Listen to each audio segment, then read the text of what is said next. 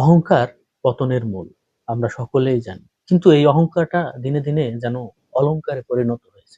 এটা শুধুমাত্র কোনো বয়স্ক অথবা কোনো একটা নির্দিষ্ট মানুষের ভিতর সীমাবদ্ধতা নয়, এটা আমাদের যুবকদের ভিতরে চলে আসছে।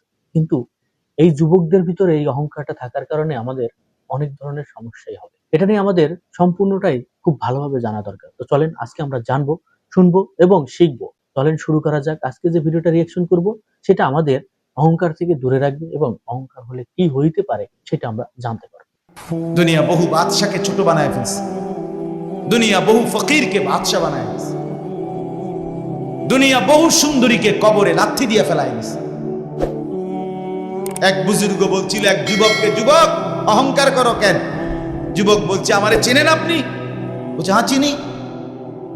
আউয়ালুকা নুতফাতুন কাদিরা, তুমি হইলা প্রথম ছিলা নাপাক দুর্গন্ধ, একবার দুর্গন্ধময় একটা বীর্যের ফোঁটা, এত দুর্গন্ধ যেই দুর্গন্ধের কারণে তোমার মা বাপ দুইজনকে গোসল করতে হয়েছে। 2 নাম্বার, তোমার শেষ পরিণতি কবরে, লাশ যেটা অল্প কয়েকদিনে পচে গলে দুর্গন্ধ হয়ে যায়। 3 নাম্বার, তুমি যে এখন হাঁটাচলা করতেছ, তোমার পেট যদি ছিদ্র করে, ফুঁক পারে ছিদ্র করে, বের হবে দুর্গন্ধময় কতগুলো পায়খানা। গাইস, এইসব ভিডিও পজ করার মতো নয়, তারপর পজ করলাম। 3টা বিষয় যেটা জানলাম, এটা আসলেই এই 3টা বিষয় যদি আমার মনের ভিতর গাঁথতে পারি, তাহলে হয়তো আমার ভিতর অহংকার থাকার কথা নয়। তাহলে যার শুরু দুর্গন্ধ, যার শেষ লাশের পচা দুর্গন্ধ, যার পেটে বহন করছো দুর্গন্ধময় পায়খানা, তুমি মাতবরি করো কেমন? এজন্য অহংকার না করি যুবক। একজন ছেলে হলেও বুঝো, 2 জন হলে 2 জন বুঝো। ভাই আমি জানি আমার প্রতিদিনকার বলার ক্ষেত্রে আমার উদ্দেশ্য থাকে একটাই, সবাই একসাথে দিনদার হবে না, কিন্তু চেষ্টা করে যাই এই আশায় যে একটা ছেলেও বদলে যাবে, 2টা ছেলেও বদলে যাবে, কোনো একজন যুবকও যদি বদলে যায় আমার 100 বছরের চেষ্টায়, আর আল্লাহ যদি আমার এর বরকতে মাফ করে দেয়, তো আমি বেঁচে গেলাম। তো আল্লাহ তাআলা আমাদেরকে বলছেন, বান্দা ইয়া আইয়ুহাল্লাযীনা আমানু, হে ঈমানওয়ালা, মানে ঈমান তোমার পছন্দের বস্তু যেন হয়, ঈমান ঠিক থাকে। 2 নাম্বার, ইত্তাকুল্লাহ, আল্লাহকে ভয় করো, তাকওয়া অবলম্বন করো। মুমিনের জীবনের, আমাদের জীবনের মূল পুঁজি আল্লাহর ভয়, মূল সম্পদ। এটা হারাইয়া বাকি সব অর্জন করে লাভ নেই। এটা থাকলে বাকি কিছু পেলে বা না পেলে কোনো অসুবিধা নেই। মাওলানা মুফতি দ্বীন মোহাম্মদ সাহেব, আমি শুনতেছিলাম একটা আয়াত পড়ছে, ইয়া আইয়ুহাল ইনসানু মা গাররাকা বিরাব্বিকাল কারীম। রব্বুল আলামিন বলেন, আল্লাহ তাআলা ডাক দিয়ে বলেন, হে মানুষ, আমার মতো দয়ালু মুনিব, আমার মতো মেহেরবান মাওলা, আসমান জমিন আর গোটা কায়নাত দিয়ে 24 ঘন্টা যে মুনিব, আমি আল্লাহ তোদেরকে লালন পালন করছি।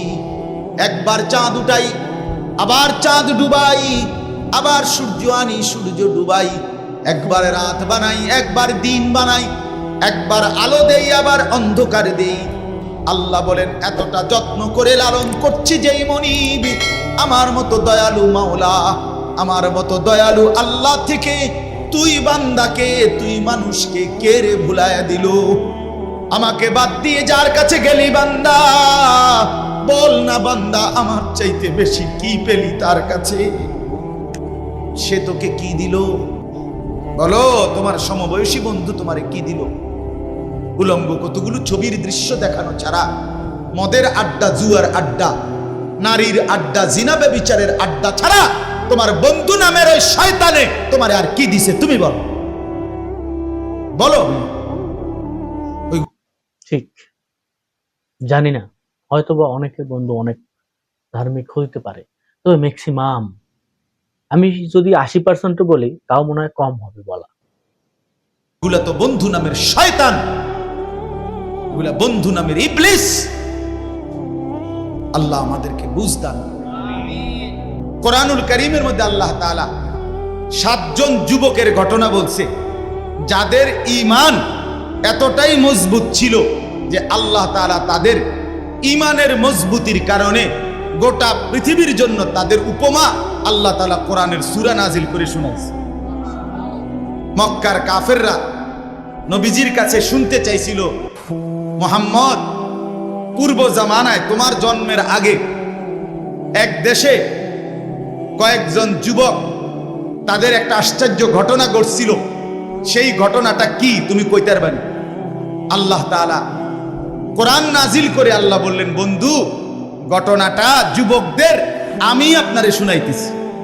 নাহনু নাকুসসু আলাইকা নাবাআহুম বিল হক ইন্নাহুম ফিতয়াতুন আমানু বিরাব্বিহিম। আল্লাহ বলেন, যে ঘটনাটা শুনতে চাইছে এটা হলো ওই যুবকদের ঘটনা, যেই যুবকরা আমার উপরে ঈমান এনেছিল, আমি তাদের ঈমান হেদায়েত আমি নিজ হাতে বাড়ায় দিয়েছি। আল্লাহ বলেন, আমার পছন্দ হয়েছিল। এজন্য ভাই, মুসলমানের ঈমান আল্লাহর পছন্দ।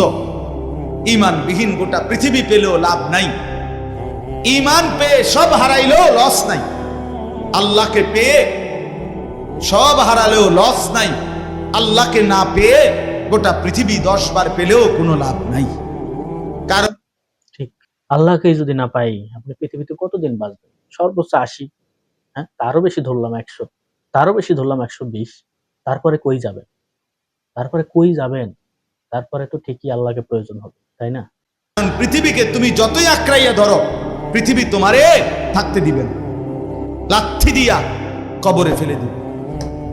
দুনিয়া ধোকা, দুনিয়া ধোকা, দুনিয়া তামাশা, দুনিয়া খেলাধুলা।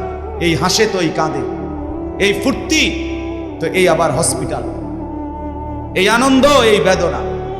দুনিয়া এমন, মুহূর্তে মুহূর্তে দুনিয়ার অবস্থা বদলে যায়, মানুষের অবস্থা বদলে যায়। এই তাগড়া জোয়ান, কয়েক বছরের ব্যবধানে উনি আবার বৃদ্ধ। এই শক্ত সামর্থ্য যুবক, একটা দুইটা রোগ ধরছে, এবার একদম কঙ্কাল। এর নাম দুনিয়া বন্ধু। দুনিয়া এক অবস্থার উপরে থাকতে দেয় না। আল্লাহ আমাদেরকে বুঝ দান। সত্যি গাইস, কথাগুলো কলিজায় লাগার মতো কথা এবং সত্য কথা। অনেক ভিডিওতে আমি অনেকবার পজ করি, কিন্তু আজকের কথাগুলো কেন জানি হৃদয়ের ভিতর গেঁথে গেছে। কথাগুলো আমাদের সবার হৃদয়ের যে কোঠর আছে সেই জায়গায় বসানো উচিত। কার কাছে কেমন লাগে জানি না, তবে আমার কাছে হৃদয় একদমই সেই জায়গাটা যে আঘাত করছে, যার কারণে পোস্ট করার কথা মনেই ছিল না। আর কি যে বলবো, এই কথার উপর কিছু কথা বলার কোনো ওয়েই নাই। মানে এইগুলোই হচ্ছে সর্বশ্রেষ্ঠ কথা যুবকদের জন্য, মানে আমাদের জন্য। তো সবাই আল্লাহ তাআলা পছন্দ করুক, সবাই আল্লাহ তাআলাকে খুঁজে পাক, এইটাই সব সময় কাম্য। তো সবাই ভালো থাকেন, সুস্থ থাকেন, দেখা হবে যে কোনো একটা ভিডিওতে। এই পর্যন্তই। আসসালামু আলাইকুম।